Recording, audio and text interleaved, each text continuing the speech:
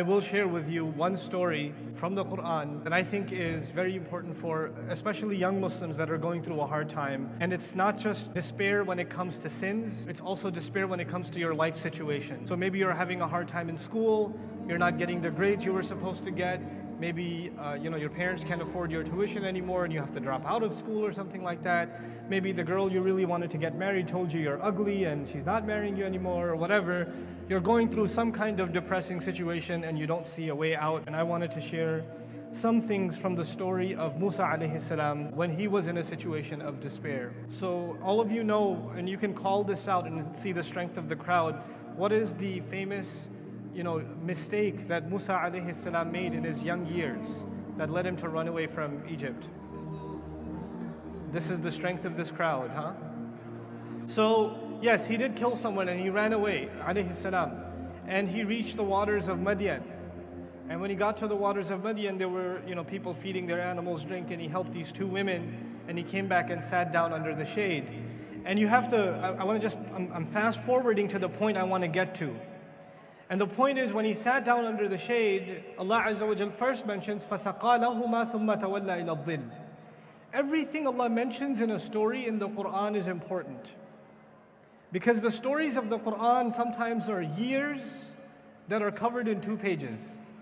Right? So Musa alayhi salam, years have passed by from his young years to the point where he's killed someone, to the point where he's run away from Egypt, to the point that he got to Madian, to the point where he sees these people feeding their animals, he sees those women and he helps them. Each of those things did not happen one after the other. There are months and years in between. But Allah is very brief in the Qur'an, right? What that tells you is, if Allah puts something in the Qur'an, it must be a very important use. Like, there are no details in the Qur'an that are secondary. There are so many things that could have been said about the journey from Egypt to Madian.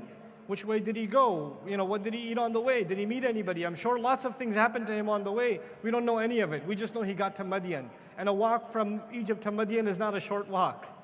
But what Allah chose to mention is, when he got to the waters of Madian and he saw these women, one particular ayah, Allah Azza wa Jalla says, فَسَقَى لَهُمَا. So therefore, he gave drink to their animals. He grabbed the animals from those 2 girls, and he took them and he fed them.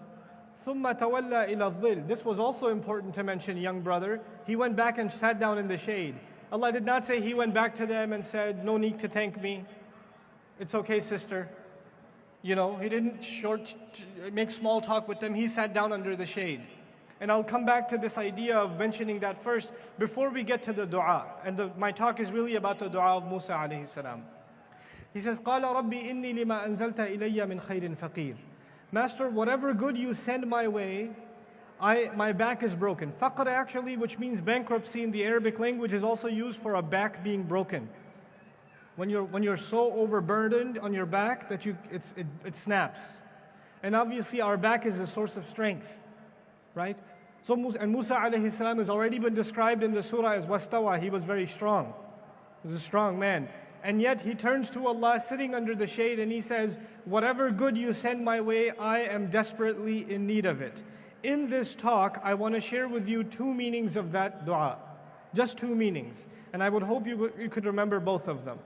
The crime that Musa alayhi salam has committed, even though his intentions were good, he didn't mean to kill someone, but it happened by his hand, alayhi salam. It happened. And he has made tawbah to Allah, he's turned back to Allah. But the question a lot of people ask, you might even ask yourself, I know I've made tawbah. How do I know Allah actually forgave me? I know I feel bad about what I did, and I asked Allah to forgive me, and I prayed and I've cried. But how do I have a guarantee that Allah has actually forgiven me so I can move on? This is an important question for you and me and for a lot of people, because when we do make sins, and we do, it's not an if we do sin, it's a when we do sin, then we have to be able to move on. Otherwise, the thought of that sin can be paralyzing. You won't be able to do anything in your life because it's bearing down on you so much, it kills all of the hope in your life. And you say, I'm going to hell anyway, might as well just whatever. And you start dropping your obligations and you start falling into sin without any regard, without any restrictions, right? So being able to know to some extent that Allah has forgiven you and Allah has forgiven me is important. If we can't have it for sure, at least some indication should be there. Now Musa alayhi salam has committed this mistake. He's run away. He's not in a situation of comfort. He's homeless. He's in rags. He has no money to his name. He's a fugitive from the law. People are looking for him, and if they find him, the command is not to arrest him and take him to court. The command is to kill him on sight. So it's not like the cops are looking for him and they're going to arrest him. The cops have been given the order, shoot to kill. إِنَّ الْمَلَأَ يَأْتَمِرُونَ بِكَ لِيَقْتُلُوكَ. The chiefs have made a plot among themselves. If they find you, they're going to kill you. He's got a whole bunch of problems. And despite all of his problems, and the biggest problem you can imagine being a man of ihsan, because Allah tells us that he was a very spiritual man. وَكَذَلِكَ نَجْزِي الْمُحْسِنِينَ. In the same story, you would think, in light of all of those problems, you would think the biggest problem he has is not knowing for sure whether or not Allah has forgiven him. So he travels in all of this despair, and he sees two girls that need help. And he helps them out. And Allah mentioned that first. In the same ayah, Allah mentioned that first. It's not even a separate ayah from the dua, it's the same ayah. He helped them, and then what did I say? What did he do after he helped them? He sat under the shade. So he didn't sit close to them. The idea Allah describes is he didn't want to be around them. This part of his character, because he knows they're girls. So he went over far away from them, and he sat under a shade. And when he sat down, and this is the only home he has now, is a shade under a tree. That's all he's got, maybe under a rock. And now he says, whatever good you send my way, I am totally bankrupt, I could use it. The first meaning of this dua is that he feels that if he gets an opportunity to help people, to do a good thing, he is bankrupt. He could use as many good deeds as he can get, because he knows what he has to make up for. You and I have to feel desperate to want to do good things if we have a dark past. If you've made mistakes in life, and if I've made mistakes in life, that should actually make us desperate to want to do the next good thing. To want to do the next good thing. And by the way, Musa alayhi salam is already clear as a man of spirituality. He prays, he makes dua. Even when he was leaving Egypt, he made dua. So good deeds are not just spirituality, because he already had that covered. What he means by khair here is an opportunity to help people, because he helped people, didn't he? He helped people, and he sat back down and said, yeah, it's like he's saying, Ya Allah, if you let me help other people, I'll help them too. I know what I need to do. I am so desperate to want to volunteer for the next project. I am really into it. So when a young man here who lived a party lifestyle makes tawbah, then his tawbah does not just include that he prays a lot, and he recites Qur'an a lot, and he makes a lot of dua, but it also means he is constantly looking for opportunities to help people. He's trying to help his family. He's trying to help the neighbor. He's trying to help old people in the neighborhood. You're constantly looking to help people. And that is how you will know when Allah keeps sending you opportunities to help people, you know you're on the road to forgiveness. That's the first meaning of this dua. That people of sin will be desperate to do what? To help others. Because they know that's their road to forgiveness. That's how they know Allah gives them opportunity to make it up. The second meaning. He says, Ya Allah, whatever good you send my way, I am desperate. Not just good deed, but good. I mean, I don't have clothes, I don't have a house, I don't have food, I don't have a job, I don't have a place I can call home anymore. I'm a fugitive, I'm running away, I got nothing. Ya Allah, send me something, because I am literally bankrupt. I got nothing. It is a dua of desperation from a man who has nothing left. He has nothing left. He's sitting under the shade in the ultimate state of desperation. I will come back to him in a second. Who did he help? Who did he help? Two girls. These two girls, usually they stay on top of the hill, the Qur'an tells us. They don't come down and feed their animals. Like all the other people, the people that are feeding their animals the water or giving their animals water, they go at first, and then after they're all done, then these two girls go and feed their animals. You know why? Because those men down there don't respect women. If they respected women, they would have given them some space so they can do their work too. But they want to rub elbows with those women or whistle at them or howl at them. They're perverts. They don't respect women. And these girls know. They probably know from experience. So they're not going to go down there again. So they have to wait the entire afternoon until they're all done and they're by themselves, and then they can go down there. right? And the story also tells us in Surah Al-Qasas that their father is an old man, so he can't do it. So these girls have to be out in the workforce by themselves. Women in the workforce in the Qur'an, ladies and gentlemen. But anyhow, so these girls have to be by themselves and they have to wait all afternoon. Musa alayhi salam walks up to them and tells them, what is wrong with you? Why are you like tug-of-warring with these sheep? Because the sheep don't know these men are disrespectful, I should wait till they're done and then I'll go for the water. Their sheep see the water and what do the sheep want to do? Go down there, and they're pulling and the sheep are pulling and they're pulling and the sheep are pulling. And Musa alayhi salam walks up and basically tells them, what is going on here? You know? So he helps them. What does that mean? He took the sheep, he walked down there, pushed those men out of the way, gave the animals drink, came back up, right? You know what that tells you? Those girls went home early or late that day. They went home early that day because the work got done a couple of hours early. Now who's at home? Who did I say lives at home? Old father. He notices you girls are home 3 hours early. What's going on? Well, there was this guy. They don't know his name is Musa alayhi salam. They don't know he's going to be a messenger. They didn't ask for his autograph, nothing. So they go, there was this guy, he helped us out.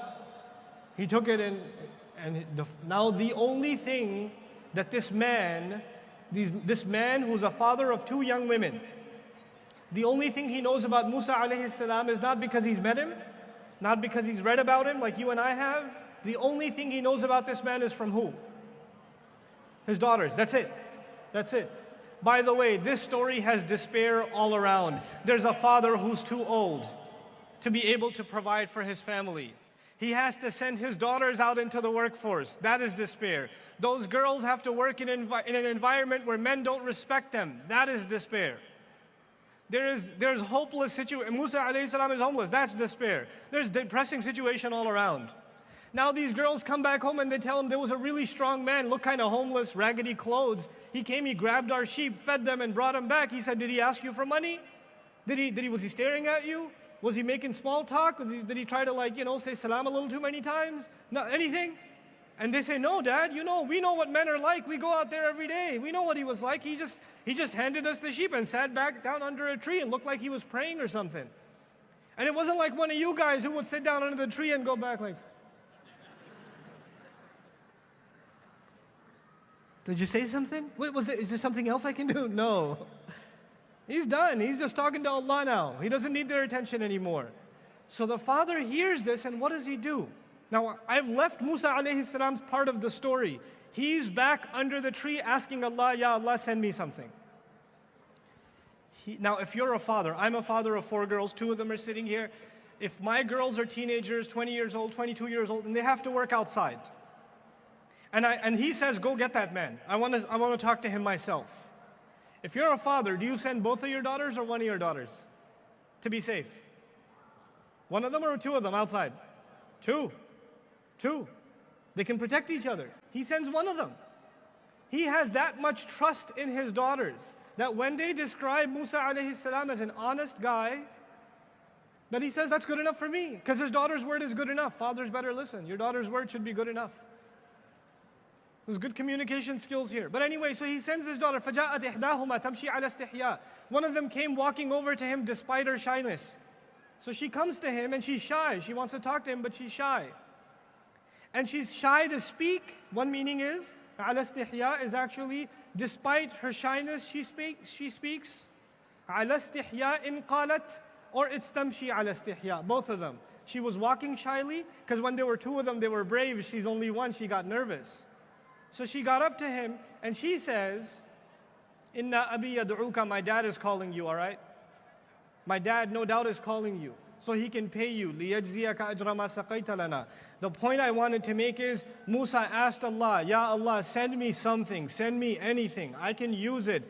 The next ayah says, therefore, as-sababiyya, one of those girls came and said, my dad's calling you. He got a job as a result of, or he wanted to get paid as a result of his what? His dua. Now, I said how many desis in the house. Here's why. You know this thing we have, a genetic disorder in the Indo-Pak subcontinent called takalluf? You know what takalluf means? Takalluf means, nahi rehne de, koi baat nahi, thane, koi nahi. No, brother, no. You go to somebody's house, they're offering you tea, and you say 1,000 times what? No, please, no, nahi. Oh, chhode rehne de. right? That's what you do. And then they don't bring you tea because they're Arab and they're like, okay, la ya'ni la. No means no, or more for me, you know? And then you're leaving their house like, bade badtameez hai, chai bhi nahi pilai in logon ne, like, you know, like. But anyway, the point is, we have this thing called takalluf. And takalluf means if somebody's offering you something, what do you say first? No, I'm okay. Dude, your shirt is ripped, your foot is bleeding, somebody offered you a shoe, nahi rehne de, main theek hu. That's okay, I'm okay. And you know what it's rooted in? It's rooted in the idea of self-respect. It's rooted in the idea of self-respect. You know, they say in Arabic, عِزُّ الرَّجُلِ إِسْتِغْنَاؤُهُ عَنِ النَّاسِ, that a dignity of a person is that he doesn't need other people. Right? So if you're constantly asking hey bro, can I borrow $5? And you got some money, I'm kind of hungry right now. Hey, can I borrow your laptop? Can I borrow your phone? I got to make a phone call. Hey, can I borrow your car? The guy who borrows from you all the time, you start sending him to voicemail. Right? It's like this guy has no respect, he's always begging for stuff. But the other way around, Musa alayhi salam did not ask her for money, didn't ask her dad for money. Who did he ask for help? Allah. Allah sent him money and help through a human being. That help is not coming to you from that person, it's coming to you from Allah. That's why he says, not وَجَاءَتْ إِحْدَاهُمَا فَجَاءَتْ إِحْدَاهُمَا. The fact that she came to him and called him to come because dad wants to pay you is because he made dua to Allah. The job offer came. And what a job offer. He gets to the house and Musa alayhi salam's got a heavy heart because he killed somebody. He's got a lot on his mind. He's been traveling on his own. He's got a lot to unload. So فَلَمَّا جَاءَهُ وَقَصَّ عَلَيْهِ الْقَصَص. He got to the house, he told her father the whole story.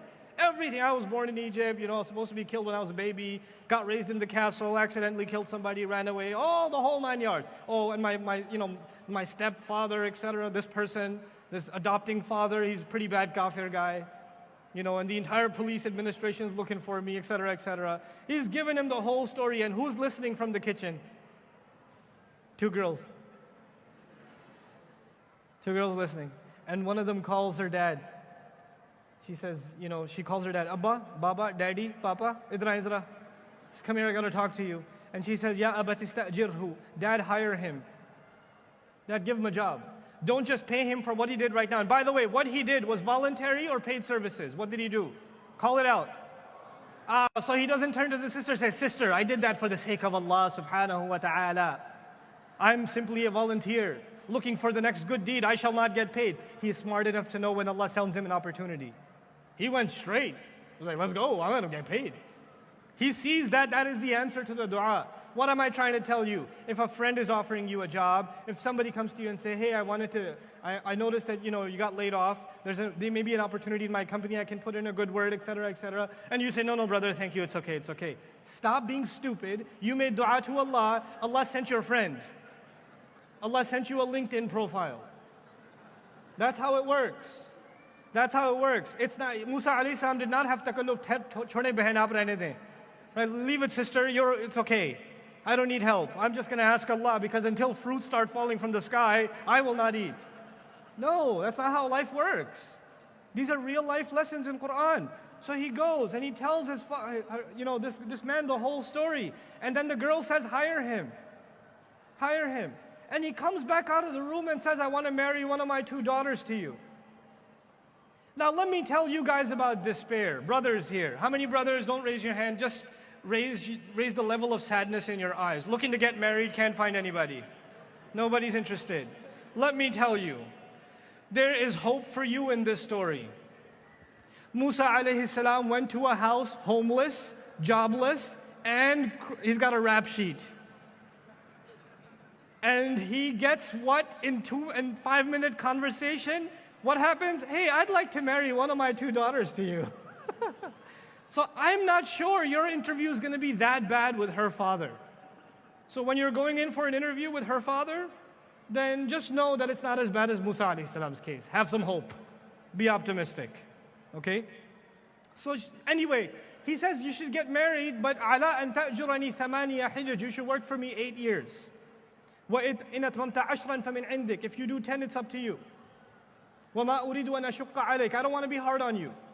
I'm not trying to push this on you. I'm not saying you have to marry one of my 2 girls. I'm just saying if you do, then you should work for me for 8 years. And you're like, man, that's tough, man. I got to work for my father-in-law 8 years? What, be whooped by my in-laws? For 8 years? But you know what he's realizing? There's so many problems that are being solved right now. He's got 2 girls who live in a society that has good men or no good men. Is that already clear? There are no good men in that society. He finds a good man who's honest enough to tell him even the most embarrassing parts of his past. He says, good men like that are hard to find. And my girl likes him because she said hire him, which is code for, come on, Dad. Okay? Because she didn't say hire. She's not going to say, Dad, come on, hook a sister up. She's not going to talk like that. She's going to say hire him. But when he hires him, he's going to work at the house. And he's going to work at the house with 2 unmarried girls. What fitna do you want? You're a smart man. You're like, if I trust him enough to hire him, I should trust him enough to marry him to one of my daughters. And that leaves me only 1 daughter to worry about. But there's another problem. If I marry him off and he goes away, which he can't, by the way, why can't he go anywhere? Even if he marries? Homeless. So let me just marry him off and provide him 8 years of work visa authorization, an H1, and it can be extended up to 10 years. So that solves that problem. Now he can save up and live here, and at the same time I have someone to protect the household and someone to take care of the chores of the house, and it gives me 8 to 10 extra years to find a boy for my second daughter, because if he left, then that girl would have to go by herself to feed the animals, and that's way more dangerous. So I need to look out for my younger daughter, my older daughter, myself, the household. This young man's a good man. He needs an opportunity too. All of that is solved because Musa alayhi salam said, Ya Allah, help me out here. All of that is solved. Allah has plans. He helps everything gets resolved. And he said, I don't want to be hard on you. If you want to go back to be homeless and go sit under the rock, that's fine.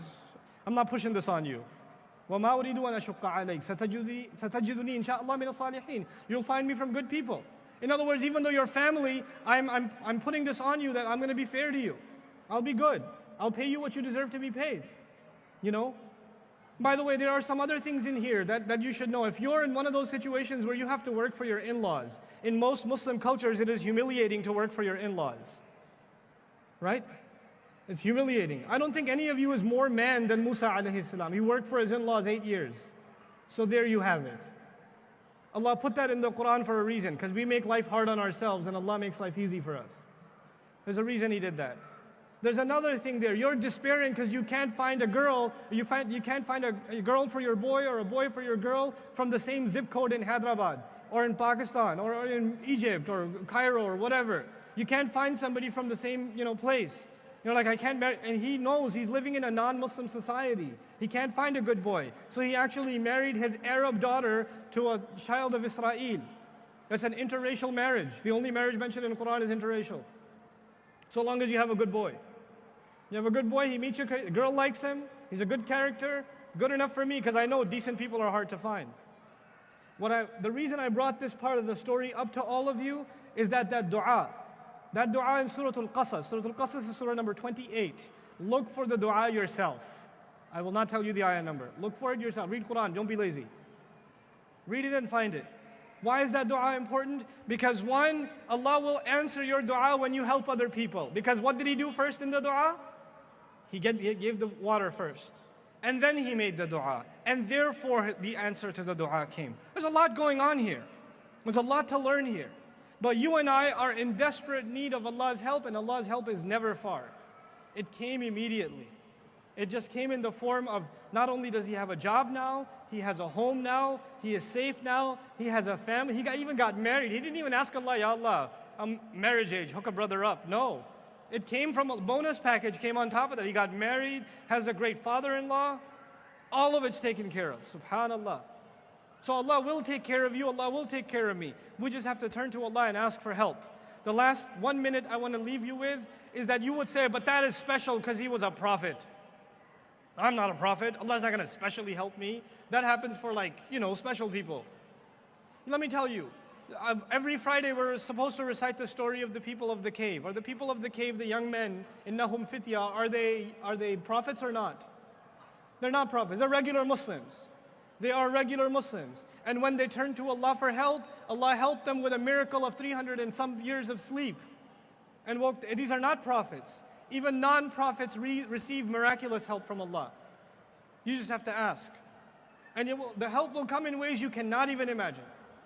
We have to be people of optimism, of hope, and we have to be a people that learn the du'as from the Qur'an and learn to make them with a sincere heart. Barakallahu li wa lakum. Assalamu alaikum wa rahmatullahi wa barakatuh.